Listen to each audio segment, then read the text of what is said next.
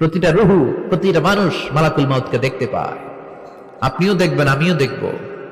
মুমিনদের কাছে এসে মালাকুল মাউত একজন যুবকের বেশে সাদা ধবধবে জুব্বা পরে সুগন্ধি মেখে মুমূর্ষু ব্যক্তির শিয়রে বসে বলে, ইয়া আইয়াতুহান নাফসুল মুতমাইন্নাহ, হে প্রশান্ত আত্মা, উখরুজি ইলা মাগফিরাতুল্লাহি ওয়া রিদওয়ানি, আল্লাহর ক্ষমা আর দয়ার দিকে বের হয়ে আসো।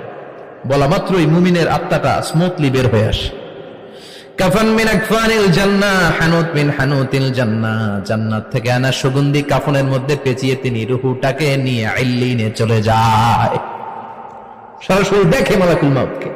আর যারা ইসলাম বিরোধী, কোরআন বিরোধী, তাদের সামনে এসে মালাকুল মাউত ত্রাস সৃষ্টি করে। আগে ধমক। হাইওয়েতে মাঝে মাঝে ডাকাতি হয় না?